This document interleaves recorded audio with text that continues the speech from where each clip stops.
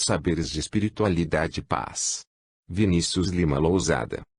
Apresentação. Estou entregando mais um singelo escrito que nasceu da combinação da ação das minhas mãos com a minha mente e o meu coração. Esforcei-me por escrever este livro orientado pelas informações que recolho de meus estudos a respeito da doutrina espírita e da espiritualidade, enquanto campo de conhecimento, procurando identificar e assinalar os saberes emergentes do espiritismo que nos indicam um caminho pleno de valores éticos e de paz.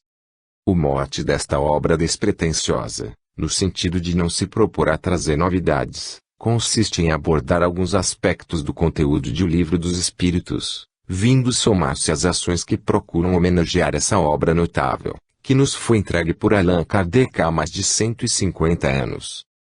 Encontro em O Livro dos Espíritos um manancial filosófico imenso, que toca as mais diversas áreas do saber humano, e o esclarecimento sobre questões complexas que vêm inquietando a nossa espécie ao longo dos séculos. É a partir de um estudo individual e continuado dessa obra da codificação espírita que podemos estabelecer uma compreensão profunda e comprometida da doutrina dos espíritos. Fora disso, ficaremos presos a análises superficiais ou discussões distantes do propósito do espiritismo na Terra. Procurei destacar saberes que tratam da intrincada questão da violência e sua causa profunda, da necessidade do direcionamento positivo da mente e de seu alertamento para uma vida eticamente sadia, como também sobre o sentido da prece nessa tarefa. Igualmente, você encontrará que algumas reflexões sobre a imortalidade da alma, o problema da obsessão e do sofrimento no que se refere à sua origem de natureza ética e o caminho de libertação que todos podemos empreender hoje mesmo. Faça um balanço em torno do jogo das aparências que o paradigma materialista promove em nossa sociedade e parto para a necessidade do autoconhecimento para sua superação. Minha escrita passa a se ocupar da urgência de buscarmos, em nossas práticas espirituais, uma vivência ética inspirada nos ensinos de Jesus. Dessa ideia decorre a necessidade do respeito profundo às crenças alheias, da tolerância autêntica e da prática da paz. Encerro o livro com uma prece singela inspirada no desejo de servir e de melhorar sempre, tendo em vista o alvo da vida e a minha gratidão ao Mestre Nazareno. E, nesse sentimento de gratidão e felicidade, coloco em tuas mãos mais um conjunto de páginas que escrevi falando do meu amor ao Espiritismo e do inédito viável de uma sociedade pacífica, cujo agir seja reorientado por uma nova ética, iluminada por saberes de espiritualidade e paz. Pretendo, também, com esta segunda edição, agora virtual, homenagear Allan Kardec ao considerar o aniversário de seu natalício, ocorrido em 3 de outubro de 1804, rendendo-lhe justa reverência por desvelar-nos saberes preciosos a respeito da dimensão espiritual do ser humano, da realidade extrafísica da existência e acerca das leis cósmicas da vida. Fraternalmente. Vinícius Lima Lousada. Bento Gonçalves, fevereiro de 2016. 1. A questão da violência. Qual a causa que leva o homem à guerra? Predominância da natureza animal sobre a natureza espiritual e satisfação das paixões. No estado de barbárie, os povos só conhecem o direito do mais forte, daí porque, para eles, a guerra é um estado normal. À medida que o homem progride, a guerra se torna menos frequente, porque ele evita suas causas, e quando a julga necessária, sabe adicionar-lhe humanidade. O Livro dos Espíritos, questão 742. Num dia que se perde no tempo recebi um belo presente. Após a realização de uma palestra espírita no interior do Rio Grande do Sul, um estimado companheiro de ideal deu-me uma tocante poesia escrita com as letras do coração. A referida poesia versava sobre a paz e nela seu autor a problematizava com rara boniteza, chegando a indagar: paz, onde está você? Estarás no céu ou dentro de mim? Essas questões me levaram a refletir. Experimentamos um período de desassossego social em que a violência se manifesta de modo multiforme. Questionando-nos a respeito do que estamos fazendo para colaborar efetivamente com a paz a fim de que vivamos numa sociedade onde as relações sejam menos feias e mais humanas. Para tanto, é preciso meditar um pouco sobre a violência e a sua causa mais profunda. E, nesse sentido, cabe notar que a violência tem diversas facetas, sendo o seu fator causador comum o egoísmo.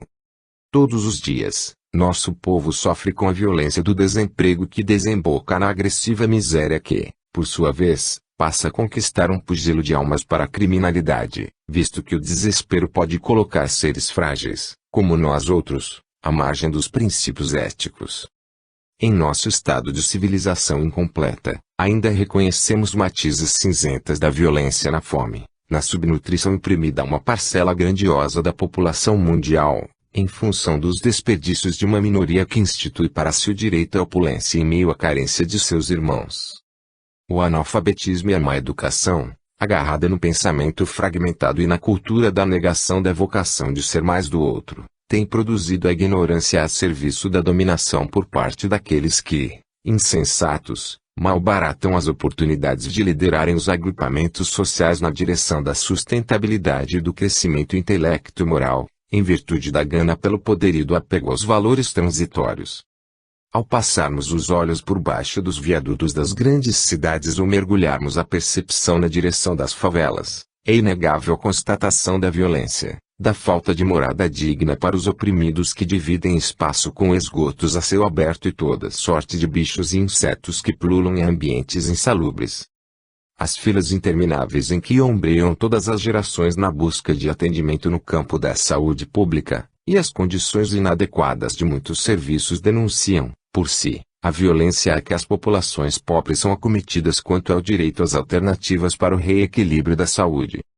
As guerras pipocam aqui e ali e a moda terrorista se projeta por todos os lados apresentando, nas paisagens da vida terrestre, a imposição da natureza animalizada do ser humano sobre a sua natureza espiritual, tal como explicaram os espíritos a Kardec ao dissertarem sobre a causa dos conflitos beligerantes. Os comportamentos agressivos denunciam a falta de contenção da criatura humana frente aos apelos da pulsão de morte, ou seja, do instinto de destruição em contraponto à manutenção da pulsão erótica. Essa última consistiria na manifestação do impulso superior de valorização e amorosidade pela vida ou instinto de conservação, como conhecemos na linguagem espiritista. O breve esboço delineado acima sobre o quadro de violência na sociedade planetária, na etapa provacional e expiatória em que estamos inseridos toca-nos a consciência e exige uma atitude por parte de cada um. Pelo entendimento que o estudo das leis morais, íncitas, em O Livro dos Espíritos, nos conferem, somos seres conectados pela lei de sociedade e nos reconhecemos como elementos importantes na manutenção da paz, a começar por onde a divina providência nos enraizou para viver. Desse modo, cada qual precisa perguntar-se de que maneira vem contribuindo com a edificação da paz local que, por sua vez, articula a paz global dependendo ambas da paz que começa em mim, em ti, ou seja, no planeta interno de cada indivíduo. Vale considerar que a paz individual não é fruto de uma fuga contemplativa desse mundo e, sim, da busca permanente e cotidiana em praticá-la, num perseverante exercício em que o indivíduo se torna um instrumento da paz através de sua ação reflexiva no bem. Quando Jesus de Nazaré teceu a recomendação guardai a paz uns com os outros, nos propôs, de certa forma, a desenvolvermos maneiras ou estratégias de sua construção na família, na comunidade, nas instituições, entre os povos e nações e, por consequência, em toda a terra. 2. A febre da inveja. Com a inveja e o ciúme não existe calma, não há repouso possível para aquele que é acometido por esse mal. Os objetos da sua cobiça, do seu ódio e do seu despeito se erguem diante dele como fantasmas que nunca lhe dão trégua e o perseguem até no sono. O invejoso e o ciumento vivem num estado de febre contínua. O Livro dos Espíritos, questão 933. Mergulhados na carne, no atual momento, respiramos ares de uma realidade social extremamente competitiva. Submissos ao Deus Mercado, com sua mão invisível regulando a ordem vigente, os indivíduos têm se entregado a uma disputa de uns contra os outros, dando razão à expressão darwinismo social, utilizada por alguns sociólogos que bem define a lógica da sociedade de consumo sob a égide do materialismo. Nessa ordem irracional, os mais capazes, os superiores, sobrevivem destruindo os incapazes, ou seja, os inferiores, colocando-os à margem dos processos sociais, excluindo-os ou incluindo-os precariamente. Nesse desvario, cada qual disputa pelo seu lugar ao sol, compete pelos primeiros lugares, almeja o destaque, a fama, o dinheiro e o poder, muito embora os altos e baixos da economia e o fenômeno da desencarnação nos façam ver, todos os dias, que esses valores passam e mudam de mãos. Quando nos adequamos a essa lógica do ter de maneira irrefletida, passamos a competir com o próximo na corrida diária em busca do objeto de nosso desejo, numa batalha em que somente um pode ser o vencedor porque ambicionamos as mesmas coisas. Assim, utilizamo-nos, não raramente, de qualquer expediente em função do ímpeto pela conquista. Caso seja necessário, derruba-se o próximo, levantam-se inverdades a seu respeito, trapaceia-se a fim de obter aquilo que se almeja. Pobres crianças espirituais que somos quando aceitamos docilmente as regras desse jogo infeliz do egoísmo globalizado. Semeamos dor à nossa volta de tal sorte que a vida se encarregará que acolhamos, na dinâmica das vidas sucessivas, com vistas ao nosso despertamento para riquezas maiores. Quando logramos o que queremos, não há problema, sobretudo se a conquista for honesta, sem ardis, que maravilha! Vencemos com nosso próprio esforço e mérito. Podemos, sim, e sem culpa, procurar o bem-estar material e querer gozar de uma certa felicidade, que é a posse do necessário, porque, como já destacaram os espíritos superiores Allan Kardec, depende do homem amenizar os seus males e ser tão feliz quanto possível na terra. Entretanto, se a meta tiver sido atingida à custa do sofrimento alheio, que infelicidade! Estaremos nos enredando na malha dos que optam pelo mal, igualando-nos aos nossos irmãos que ignoram as divinas leis, todas elas sintetizadas por Jesus no amor a Deus e ao próximo. Recordamos a advertência do codificador do Espiritismo, ao comentar a resposta dada pelos Espíritos a respeito daqueles que assambarcam os bens da terra para se proporcionarem o supérfluo, às expensas de seus irmãos, destacando-os quase como bárbaros que exploram os benefícios da civilização em proveito próprio. Desta tem apenas o verniz, como há muitas pessoas que da religião só têm a máscara. Mas, se não conquistamos aquilo com o que sonhávamos e ficamos de fora, qual o sentimento que nutrimos? Frustração ou tristeza? Até aí tudo normal, ninguém em sã consciência vai dar pulos de alegria diante de um fracasso. Caso venhamos a nutrir inveja, o que fazer? Primeiramente, é preciso compreender no que consiste a inveja e quais as suas consequências para a nossa existência. A inveja consiste num sofrimento voluntário, ou seja, numa dor moral escolhida pelo próprio sujeito desde o momento em que se deixa tomar pelo desgosto originado na felicidade de alguém. A felicidade do outro incomoda o invejoso porque ele se julga merecedor da mesma aventura e avalia aquele como seu oponente que, supostamente, teria tomado para si o seu direito de ser feliz, vindo a possuir objeto de seu desejo, saúde, títulos, recursos materiais, alheias aptidões, amizades, reconhecimento social, etc. A inveja se configura em autêntico inferno íntimo em seu condutor. Quanto mais feliz fica aquele que é invejado, proporcionalmente, o que alimenta a inveja se sente mais desditoso e atormentado. A respeito da situação emocional dos que são invejosos ou ciumentos, em o Evangelho segundo o Espiritismo encontramos, o que eles não têm e os outros possuem lhes causa insônias. Dão-lhes vertigem os êxitos de seus rivais, toda a emulação, para eles, se resume em eclipsar os que lhes estão próximos, toda a alegria em incitar, nos que se lhes assemelham pela insensatez, a raiva do ciúme que os devora. Ao invés de se ocupar das estratégias que deve buscar, via esforço próprio, para atender à sua vontade de ser feliz, recalcado, o invejoso atira-se ao desprezo, que pode vir a se tornar ódio, pelo oponente, deixando-se mergulhar num clima mental em que maquina meios de ter exatamente aquilo que o outro tem. Mas vale insistir, o invejoso não considera devidamente o rol de lutas pessoais e renúncias do próximo para alcançar a efetivação de seus sonhos. Daí pode surgir a maledicência, a mentira, os ataques morais, as armadilhas com que espreita outro com o desejo vil de vê-lo cair da posição de destaque e de deixar escapar de suas mãos aquilo que, por sua vez, inveja. Tudo isso ao serviço da dor de cotovelo, nome dado pela sabedoria popular a essa imperfeição do espírito. Então, o que fazer diante dos saberes que emergem da doutrina espírita sobre a temática da inveja? Certamente, Pautados no desejo de sermos felizes, cabe-nos refletir sobre o assunto e questionar a nós próprios se estamos alimentando a febre da inveja ou já aprendemos a ficar alegres com o sucesso do próximo. Caso a resposta seja positiva, isso denota que já nos livramos da inveja. Todavia, se a resposta que nos chegar for negativa, é indício de que a inveja ainda paira em nosso mundo íntimo, exigindo-nos a sua superação mediante o exercício de reformulação diária dos conteúdos morais que abrigamos. O remédio para a inveja está na substituição do desejo excludente pelo desejo compartilhante. Para tanto, devemos aprender a meditar a respeito da interdependência entre todos os seres e sobre a ação da providência divina. No momento em que focalizamos a nossa atenção no entendimento de que tudo está ligado a tudo e que todos os espíritos formamos extensa rede juntamente com os demais elementos da criação, não vemos razão para invejar o sucesso do outro, porque o seu sucesso é nosso também. Ao passo que visualizamos a alegria do próximo como a nossa própria alegria, nos preenchemos de contentamento pelas felizes realizações dele e encontramos, inclusive, motivação para prosseguirmos empregando esforços em prol de nossas mais nobres aspirações.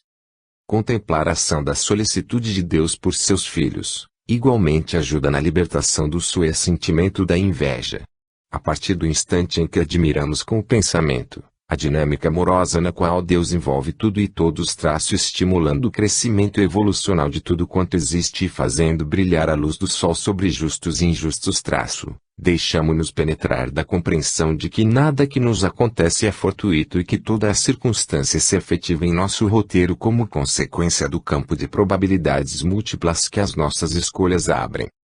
Não havendo injustiça ou favorecimentos nas leis do Pai Celestial, não encontramos sentido para lamentações, despeito ou inveja.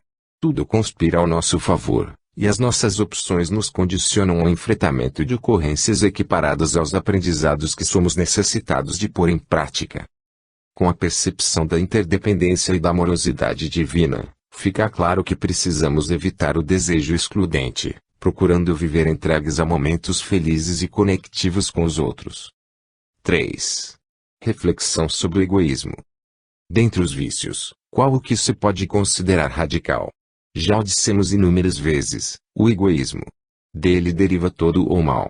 Estudai todos os vícios e vereis que no fundo de todos há o egoísmo. Por mais que luteis contra eles, não conseguireis extirpá-los enquanto não atacardes o mal pela raiz, enquanto não lhe houverdes destruído a causa. Que todos os vossos esforços tendam, pois, para esse fim, porque aí é que está a verdadeira chaga da sociedade. O Livro dos Espíritos, questão 913. Façamos uma breve incursão para o território da literatura produzida para o público infantil, adentrando, especialmente, o universo fantástico do clássico O Pequeno Príncipe, do excelente escritor Antoine de Saint-Exupéry. A partir de uma conversa sobre carneiros e arbustos, o personagem narrador da história, o piloto de avião, descobre que no asteroide B612, onde viver o Pequeno Príncipe, havia ervas boas e más como ele deduzia acontecer em todo o planeta. Sendo as sementes imperceptíveis, porque entranhadas no solo, só é possível identificar a sua espécie quando despertam, espreguiçando-se na busca da luz, passando a apresentar seus primeiros galhos. Quando nos apercebemos de que se tratam de plantas boas, podemos permitir que sigam seu processo natural de crescimento, do contrário, é necessário arrancá-las. Assim, as sementes danosas que enxameavam o solo do planetóide do Pequeno Príncipe eram os baobás. O baobá é uma árvore que, quando adulta, alcança grande porte, e cujas raízes profundas impedem que seja removido. Caso crescessem, poderiam até mesmo fazer o asteroide B612 rachar. Entretanto, o menino não deixa de esclarecer ao seu amigo que lidar com os baobás é uma questão de disciplina, coisa que deveria ser feita logo após a higiene corporal pela manhã, advertindo-o: é preciso que nos habituemos a arrancar regularmente os baobás logo que se diferenciem das roseiras, com as quais muitos se parecem quando pequenos. É um trabalho sem graça, mas de fácil execução. Quando li esse trecho do livro, logo associei as sementes de baobá do asteroide do Pequeno Príncipe com as sementes do egoísmo que se encontram no solo de nosso planeta interno. Entenda-se a categoria planeta interno aqui presente como se referindo à intimidade do espírito, o ser pensante que somos, que está imbricada a conexão com o corpo espiritual e, através desse, com o suporte biológico pelo qual nos manifestamos a realidade material quando reencarnados. Todos somos portadores, no campo da vida interior, de sementes boas e sementes ruins que adquirimos no processo evolutivo experimentado no roteiro das vidas sucessivas, valendo-nos da construção de ações acertadas, como também de vivências equivocadas. Ambos os tipos resultam de diversificada gama de aprendizagens para o espírito imortal, cujo senso moral vai sendo apurado a ponto de conquistar o discernimento entre o que é positivo e negativo vindo, com o tempo, a eleger aquilo que realmente contribui com o seu processo de iluminação interior. Quando descuidados das más sementes, elas podem brotar dando vida às ervas ruins dos vícios, das atitudes negativas e do desamor em relação ao próximo e para conosco. Essas sementes ruins obstam, temporariamente, a nossa vocação de ser mais portadora das possibilidades de abertura do ser para a felicidade. Caso já possuamos diretrizes éticas saudáveis, ao cultivarmos as sementes do egoísmo passamos a abrigar uma certa contradição comportamental. Ora queremos agir com a mente atenta ao que é nobre, ora desperdiçamos momentos de aquisição de virtudes, cedendo às nossas pulsões inferiores. O egoísta espia imediatamente os resultados dessa erva ruim que desenvolve no imo, sofrendo a solidão e a insegurança nos relacionamentos humanos que traça, acreditando a todos à sua volta a condução dos mesmos defeitos que possui, por isso, se autoriza a agir egoisticamente aderindo a cada um por si. O egoísmo tem se generalizado vertiginosamente no âmbito da vida social onde os homens e as mulheres vêm dirigindo seus comportamentos esquecidos de sua dimensão espiritual e das diretrizes éticas decorrentes da constatação de sua verdadeira natureza. Desse modo, o indivíduo que projeta nos outros a sombra dos sentimentos menos dignos que cultiva em si, passa a ter seus pares por conta de inimigos. Suas relações são frágeis. O amor passa a ser palavra vazia e, assim, marcha sozinho no caminho da desilusão e infelicidade. O egoísmo é o grande inimigo da paz na terra e no íntimo dos espíritos que estagiam nesse abençoado lar. Configura-se, esse sentimento inferior, no infausto vilão que faz com que o mal tenha ainda centralidade nas atitudes dos membros da espécie Homo sapiens sapiens, demarcando o nosso orbe como um mundo de provas e expiações. Dele originam-se todos os nossos males, advertem os guias da codificação, e, tendo saberes espíritas à nossa disposição, parece-me ser urgente o trabalho de joelharmos o solo do coração a fim de que seja identificado quanto de egoísmo ainda nutrimos por dentro, exercitando-nos no autoconhecimento e na coragem moral de mudar para o melhor. Caso essas sementes ou ervas ruins se nos apresentem no âmbito da vida mental, do nosso falar ou agir, evitemos a continuidade de seu enraizamento maior em nosso psiquismo, substituindo agora as atitudes egoístas por seu oposto, as altruístas. O egoísmo estriba-se no interesse próprio, na egolatria e, agarrado a ele, o indivíduo não enxerga nada além de si mesmo, de suas aspirações e metas de falsa felicidade. O altruísmo, diferentemente, se pauta na abertura ao outro, no reconhecimento do direito do outro ser feliz e do nosso dever de gerar felicidade no roteiro daqueles que compartilham a existência conosco, como condição de um estado de real felicidade íntima. Para superar o egoísmo, a caridade faz-se estratégia insubstituível e urgente cujas raízes, sedimentadas pela sua vivência, vão eliminando a presença daquele sentimento inoportuno, pois coloca o interesse particular no seu devido lugar jamais acima do bem-estar da coletividade ou da justiça e da caridade. Quando assumirmos a responsabilidade de nos espiritualizar e centralizarmos nossas ações em projetos pessoais de solidariedade, estaremos dando grande passo na libertação do egoísmo, porque colocaremos os valores da vida moral acima daqueles da vida impermanente. Então, mãos à obra. Estejamos atentos aos baobás que se miscuem no solo de nosso planeta interno para que eles não sufoquem nossa vocação para o amor. 4. Atitude mental. O homem é responsável pelo seu pensamento. É responsável perante Deus. Como, porém, somente Deus é capaz de conhecê-lo, ele o condena ou absolve, segundo a sua justiça. O Livro dos Espíritos, Questão 834. O pensamento é um atributo do espírito imortal adquirido nas idas e vindas encetadas pelo princípio inteligente ao longo de seu processo evolutivo, ao qual sempre esteve condicionado, como tudo quanto existe no cosmo, ao impositivo da lei de progresso. As experiências, colecionadas no trânsito pelos diferentes reinos da criação divina, facultaram ao espírito processos de aprendizagens múltiplas do que lhe abriram, paulatinamente, as comportas do psiquismo para a capacidade de pensar continuamente, desde quando passou a estagiar na espécie humana. Sendo uma feliz conquista espiritual, o pensamento contínuo permite ao espírito, mergulhado na matéria densa pelo mecanismo da reencarnação ou aquele que esteja na erraticidade, a possibilidade de refletir e ordenar com destreza aquilo que se passa em seu campo mental, elegendo o que mais lhe apraz pela ação de sua vontade. O espírito possui condições de selecionar o que quer pensar, refletir sobre o próprio pensamento, acerca de si mesmo e dos fenômenos que cruzam sua trajetória. Ao pensar, investiga o mundo, observa a realidade à volta e a perquire. O ser inteligente pode, por outro lado, dirigir a lente objetiva da análise também para dentro de si a fim de identificar o que transcorre no planeta interno, objetivando a subjetividade a partir da habilidade reflexiva que adquiriu.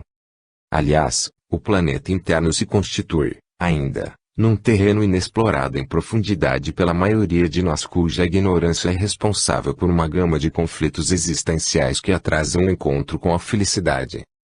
Muito embora Jesus já tenha nos advertido da presença do reino celeste no imo de cada ser, temos direcionado nossa ocupação aos problemas de fora. Portanto, a mesma capacidade de pensar, manifestada num fluxo ininterrupto, que nos concede o ensejo de pesquisar as estrelas, de lançar-nos à compreensão do universo subatômico ou à inteligibilidade do nosso sistema biológico, parece não estar sendo devidamente valorizada para efeito de autoanálise, tampouco no devido entendimento do poder do pensamento. Ao pensarmos, emitimos ondas que se propagam num conjunto de vibrações as quais formatam a nossa psicosfera particular que, por sua vez, irradia-se em todas as direções. A matéria mental produzida por nós atinge aqueles que comungam da vida conosco, levando-lhes a paz ou a violência que trazemos na alma, causando-lhes bem-estar ou sofrimento de acordo com a natureza boa ou má de nossos pensamentos. Todavia, somos os primeiros, afetados, pelo pensamento que criamos. Dele encharcamo-nos, beneficiando ou prejudicando a nós próprios. Conforme o tom que fazemos soar em nossa intimidade, envenenamo-nos de fluidos enfermiços, desorganizadores da harmonia psíquica e corporal ou realizamos a manutenção equilibrada da saúde, quando envolvidos dos bons fluidos projetados por nós mesmos, na medida em que nossa vida mental se impregna da paz cultivada pelas atitudes felizes que procuramos ter. Enquanto o Espiritismo descortina à humanidade o poder criativo ou destrutivo do pensamento, de acordo com a polarização que lhe imprimimos habitualmente, ocupando-nos do bem ou do mal em nosso roteiro-traço, deveríamos aproveitar esse saber para deliberarmos pela concentração do raciocínio na investigação pessoal sobre o direcionamento que estamos dando à nossa atividade mental. O exercício salutar de reflexionarmos sobre o que estamos pensando deve atender ao imperativo da revisão da nossa conduta, fator condicionante da vida mental no que se refere ao nível de interesses, escolhas e desejos que nos são peculiares. Igualmente, a plena consciência a respeito do que pensamos nos oportuniza a avaliar a qualidade das parcerias espirituais que se conectam conosco pelo mecanismo da sintonia, estabelecendo uma reciprocidade vibratória entre as mentes que animam em si valores semelhantes. Aliás, numa visão preconceituosa se define a qualidade das pessoas pelas suas companhias, porém, à luz dos saberes espíritas já compreendemos que as companhias, principalmente as espirituais, são definidas pela afinidade de pensamentos. O que pensamos determina tanto o tipo de espírito que somos quanto o nível evolutivo daqueles que compartilham conosco determinada faixa vibratória em que estamos mergulhados. Na tradição espiritual dos budistas, atribui-se a Buda, o iluminado, a afirmação de que o pensamento equivaleria a um macaquinho louco, a pular de galho em galho, sem paradeiro. Tal sentença moral nos revela que o pensamento, no estágio evolutivo em que nos encontramos, É uma força que carece de um foco saudável somente obtido como fruto de um processo ingente de disciplina mental. 5. Campos de ação da mente alerta. É a consciência de si mesmo que constitui o principal atributo do espírito. O Livro dos Espíritos, questão 600. O monge zen budista e pacifista Atiyan recorda, num de seus livros, um diálogo de Buda com um interlocutor que lhe indagou sobre o que lhe seus discípulos faziam, talvez esperando saber se realizavam algo fora do normal. Buda teria respondido o seguinte: nós nos sentamos, nós andamos, nós comemos. Ao que o inquiridor redarguiu em seguida, um tanto desapontado: mas senhor, qualquer um senta, anda e come. E o ex-príncipe Siddhartha fecha o diálogo com um ensinamento: quando sentamos, sabemos que estamos sentados. Quando andamos, sabemos que estamos andando. Quando comemos, sabemos que estamos comendo. Essa passagem demonstra o significado da mente alerta, ou seja, trata-se de um estado de espírito em que temos consciência plena do que estamos fazendo no momento atual. Em função das correrias da vida moderna, muitas das nossas atividades rotineiras são realizadas por automatismos. Estamos tão ocupados em ganhar dinheiro que é de se perguntar se estamos realmente vivendo. Acordamos pela manhã, fazemos a higiene, vestimos-nos, alimentamo-nos e saímos. Muitas vezes sequer sentimos o prazer de despreguiçar, a água do banho correr por nosso corpo, o cheirinho da roupa limpa que vestimos ou o sabor do que comemos no café da manhã. Daí muita gente nem lembrar o que comeu ou o que vestiu ontem. Agimos como autômatos. E nas relações pessoais? Não raramente falamos alguns monossílabos, estamos sempre com pressa, mas não sentimos a presença do outro ao nosso lado. Desatentos, ouvimos sua fala sem absorver o significado, sentimentos expressos, o estado de espírito de quem nos dirige a palavra. Nos percursos de automóvel, ou a pé mesmo, tememos assaltos, atrasos ou imprevistos e, por isso, poucas vezes, observamos os painéis humanos e naturais à nossa volta. O vento acariciar nosso cabelo, o calor vivificante ou o friozinho que nos pede certa quietude. Produzimos, geramos bens, recursos e consumimos sem saborearmos a vida e as suas bênçãos. Vemo-nos como uma peça desplugada do universo, da natureza e das pessoas. Esquecemo-nos de viver e compartilhar a vida com os que nos cercam através de diálogos e vivências criativas e enriquecedoras. Praticar a mente alerta consiste numa atitude de acordar a alma para o aqui e o agora, tendo sempre em pauta o momento atual como o mais maravilhoso e a presença do outro como uma joia divina. É viver sabendo que se está vivo. Focada no objeto de análise sem julgamento, culpa ou discriminação a mente alerta permite ao indivíduo perceber atentamente o estado geral da sua mente e do seu coração, ou seja, que formações mentais habitam seus pensamentos, quais sentimentos vêm sendo nutridos diariamente ou emoções às quais está se habituando. Da mesma forma, a prática da mente alerta dá ensejo à identificação dos conteúdos que formam a natureza moral do sujeito, muitas vezes materializados em atitudes, além de escutar os fenômenos que o corpo experimenta neste exato instante. Ao observar a natureza das ideias que fazem a sua cabeça, aquele que pratica a mente alerta é capaz de discernir a respeito de quais vale a pena cultivar, tendo em vista a sua essência espiritual e o seu propósito, afastando do jardim da mente o que for de conteúdo negativo. Quando são rastreados sentimentos venenosos como a raiva, o ciúme, a inveja ou o apego, o espírito deve reconhecê-los, não se dando ao luxo de enganar-se, procurando estabelecer caminhos possíveis de sua superação para, através dos recursos ao seu alcance, vivenciar sentimentos saudáveis, curando-se aos poucos das imperfeições. Olhando vigilante as emoções que se manifestam na alma, o ser é capaz de gerenciá-las sem se deixar dominar por emoções destrutivas, procurando orientar as energias para a criação de um estado mental de serenidade e contentamento. Na hora em que a mente alerta cuida do corpo, a racionalidade escapa à oposição mente e corpo para entender essa relação de maneira complementar, não dicotômica. A saúde do corpo depende da saúde do espírito e as agressões ao corpo marcam, variando ao infinito, a mente em sua complexidade. O corpo é um templo sagrado portador de elementos cuja identidade se mistura com a do cosmos. emprestado pelo grande arquiteto do universo, merece nosso cuidado e preservação equilibrada. A mente alerta não quer descaso nem culto ao corpo, somente pede cuidado com ele como com a alma. O cultivo da mente alerta leva ao despertar da consciência do espírito que passa a reconhecer o estágio impermanente das coisas e a sua própria transcendência em relação ao ciclo nascimento-morte. Plenamente atento ao que se passa no planeta interno, o espírito pode fazer escolhas mais acertadas, condizentes com o desejo de fazer o bem a todos os seres.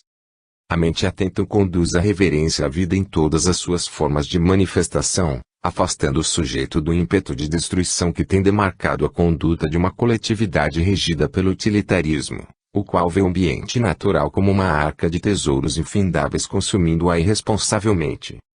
Ao conscientizá-lo das dores do mundo, causadas pela violência, o estado de mente alerta convida o indivíduo à promoção da paz interior como forma possível de engajamento num movimento em prol da paz no planeta. Diante da presença do outro, aquele que se esforça em alertar a sua mente, abre-se ao diálogo que lhe ensina uma escuta compassiva e profunda que deverá ser sempre seguida de uma fala verdadeiramente amorosa. Da manifestação do amor, que a mente alerta suscita, nasce a responsabilidade afetiva que não usa o outro ao seu bel prazer, mas zela pela sua felicidade. Esse amor se desdobra no amor a si, aos demais seres da vida, à terra-mãe e leva o espírito, hospedado temporariamente nessas paragens, a consumir com discernimento e a viver com simplicidade, libertando-o das ilusões do consumismo que inventa necessidades artificiais. Viver com a mente alerta consiste, enfim, no exercício de estar consciente em cada momento, atento ao estado geral da mente e do coração como sujeito das circunstâncias e emoções, jamais como mero objeto. 6. A prece e a mente alerta. O essencial não é orar muito, mas orar bem. O Livro dos Espíritos, questão 660. A. Gostaria de propor uma reflexão sobre a prece. Esse é um tema aparentemente tão óbvio que todos nos apresentamos como sabedores dele e, às vezes, seguimos nossos condicionamentos na relação com a oração sem refletir a respeito de seu significado em nosso dia a dia. Como renascemos variadas vezes na carne, da maneira que postula a verdade universal da reencarnação, tudo indica que experimentamos variadas vivências com a questão espiritual das diferentes expressões religiosas pelas quais passamos.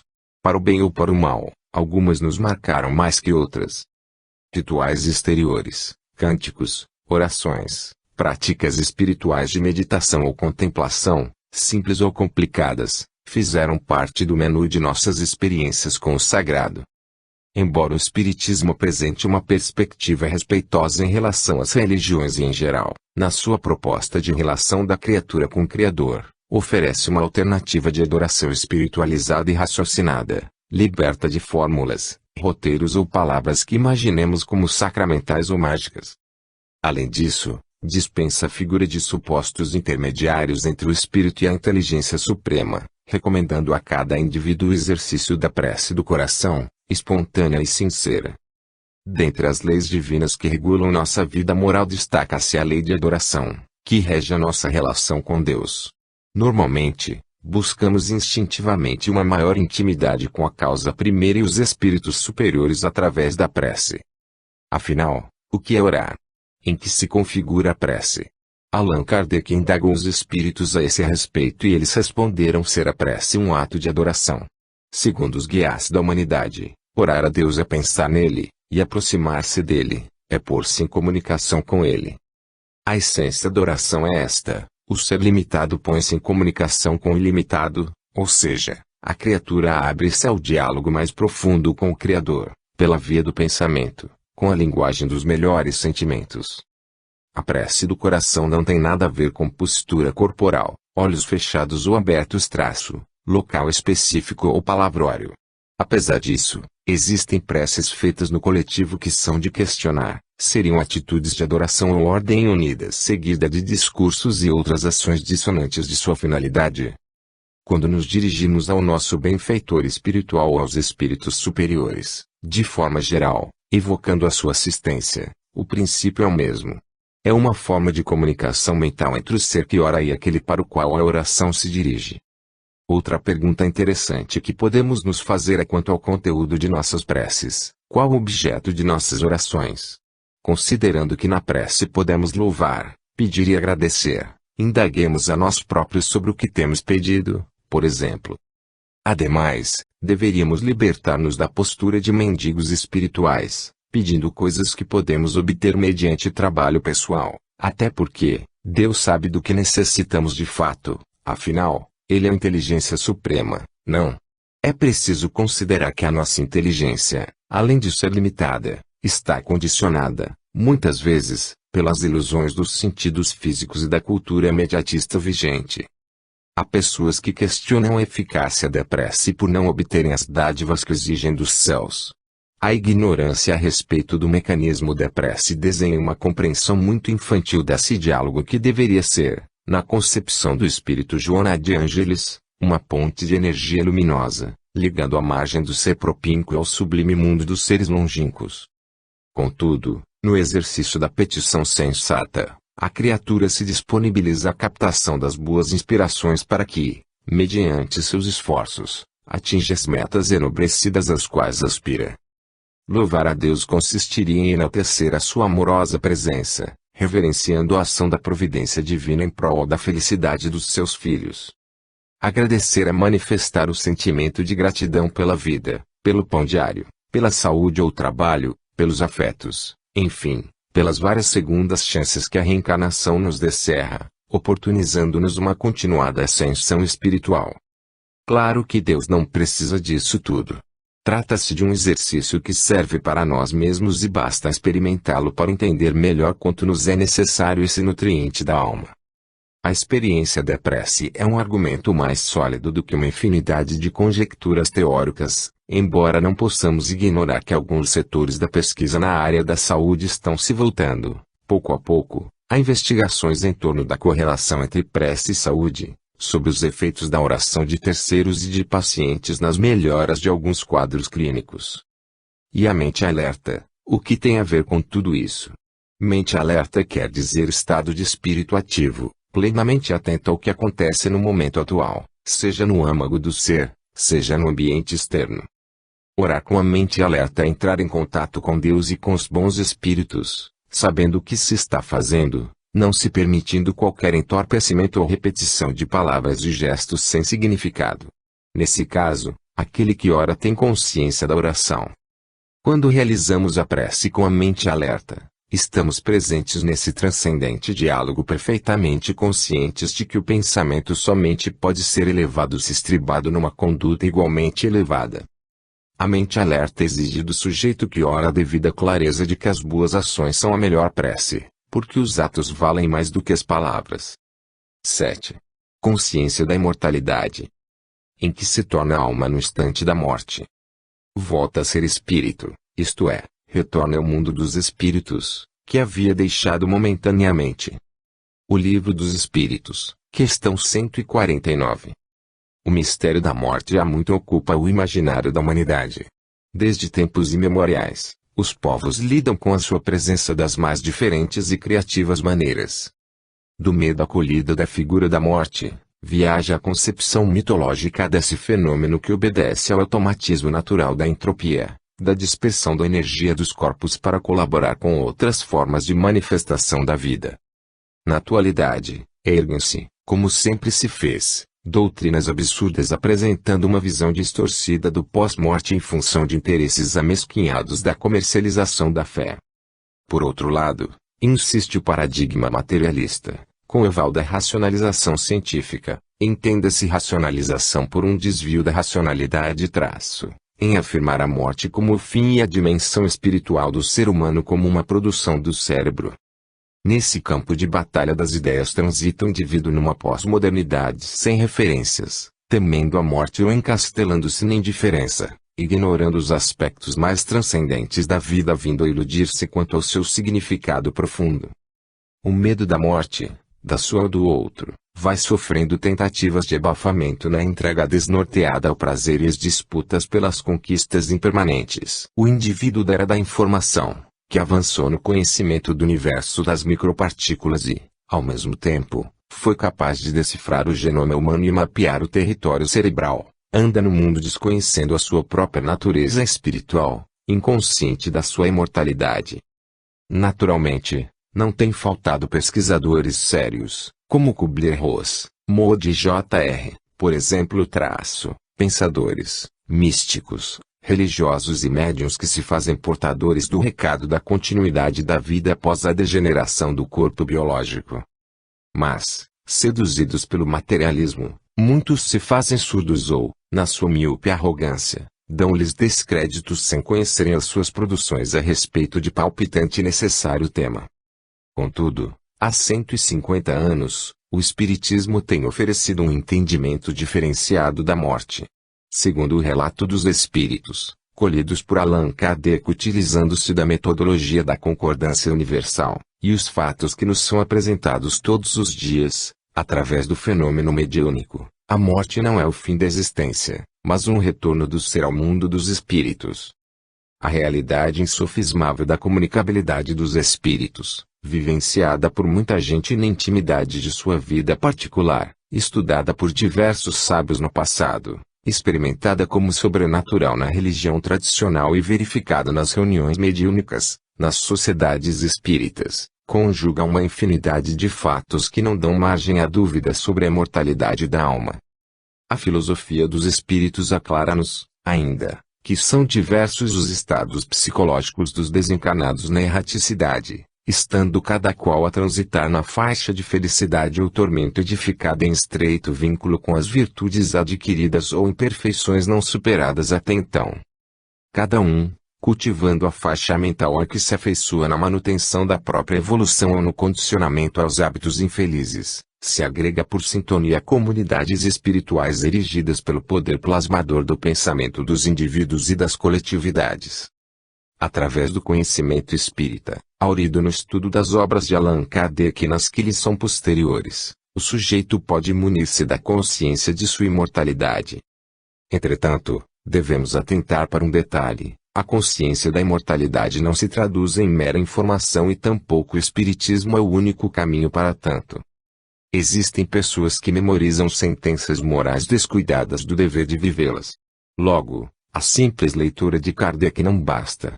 É preciso meditar sobre os enunciados, buscar reflexivamente aplicação no roteiro de desenvolvimento pessoal.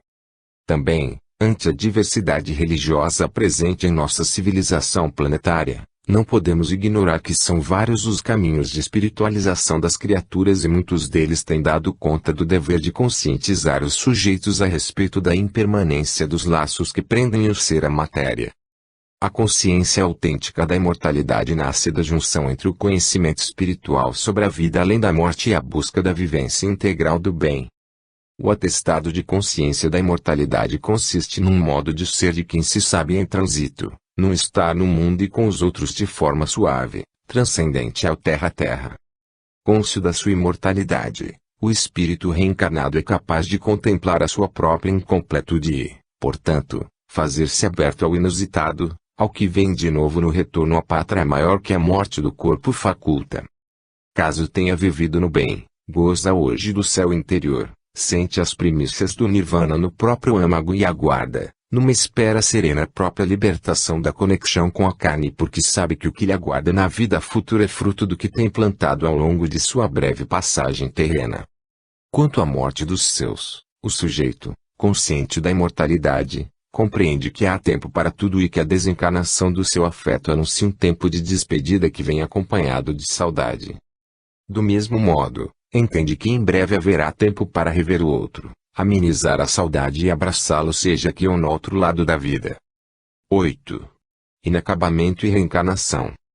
A cada nova existência o espírito dá um passo na estrada do progresso. O Livro dos Espíritos, questão 168.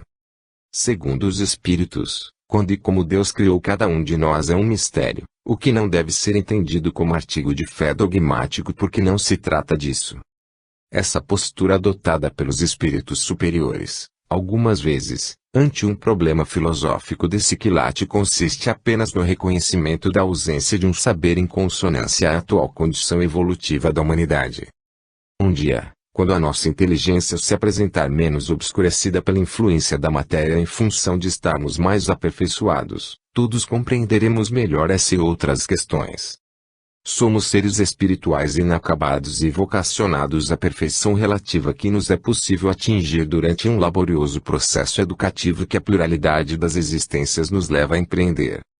O inacabamento que reconhecemos na experiência existencial, demonstrado na ânsia pessoal de cada indivíduo em ser mais, denota a nossa condição de seres em constante aprimoramento no que diz respeito às diversas facetas da complexidade humana.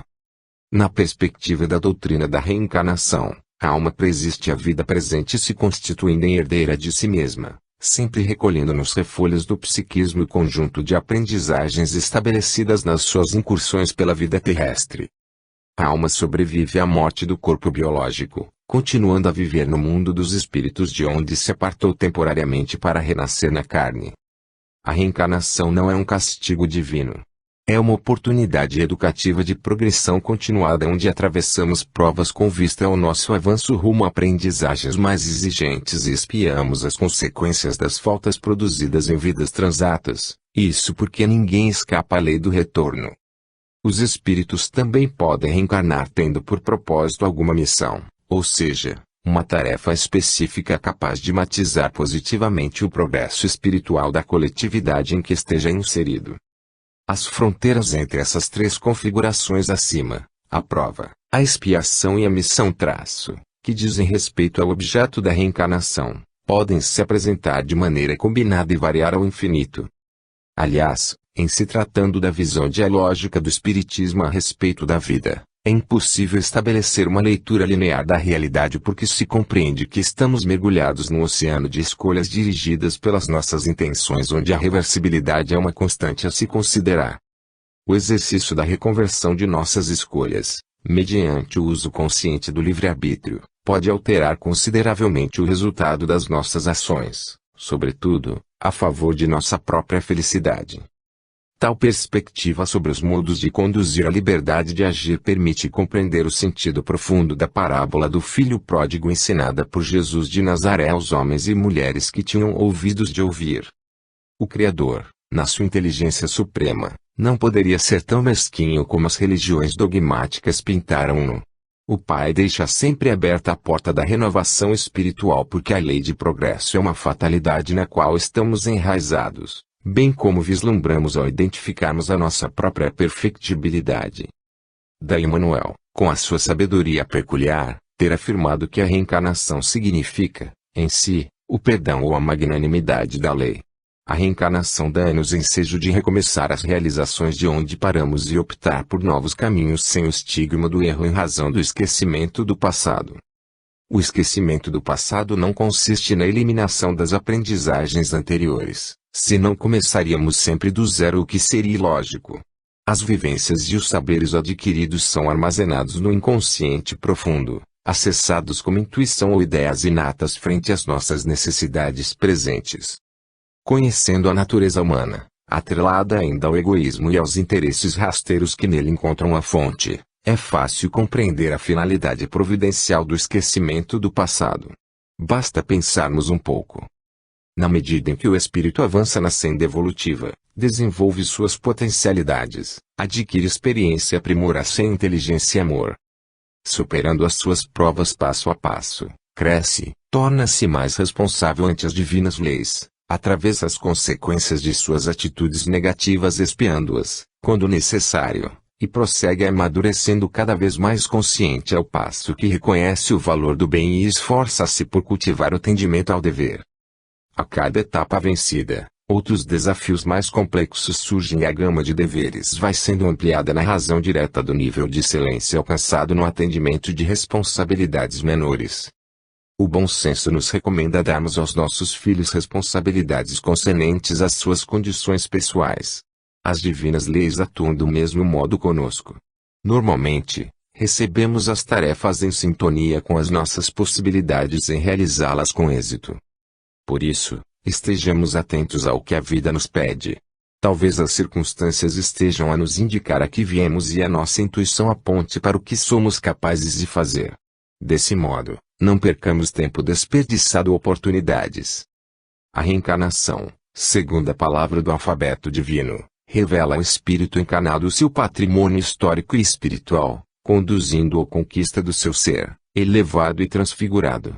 Reencarnar é renovar as esperanças e o esforço em prol do próprio crescimento para Deus. 9. Resistência à obsessão. Pode o homem libertar-se da influência dos espíritos que o impelem ao mal?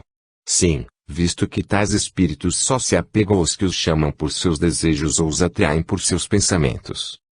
O Livro dos Espíritos, questão 467. Allan Kardec fez um estudo minucioso da problemática da obsessão, em O Livro dos Médiuns, estabelecendo, a partir da análise desse tipo de relação entre desencarnados e encarnados, a possibilidade de a caracterizarmos como ação opressiva do agente em direção à sua vítima, investindo mentalmente de forma violenta no domínio da vontade do outro. O codificador classificou esse processo de associação espiritual infeliz, didaticamente, em 3 graus: obsessão simples, fascinação e subjugação, segundo a gravidade em que se instala. Também apresentou uma abertura teórica, com base na observação dos fatos, ao entendimento de sua múltipla causalidade. Contudo, o fator principal sob o qual reside a possibilidade da instauração de uma influência obsessiva é o conjunto de imperfeições morais daquele que sofre o assédio de espíritos inferiores. Aliás, todos sofremos influências de outras mentes, sejam encarnadas sejam desencarnadas.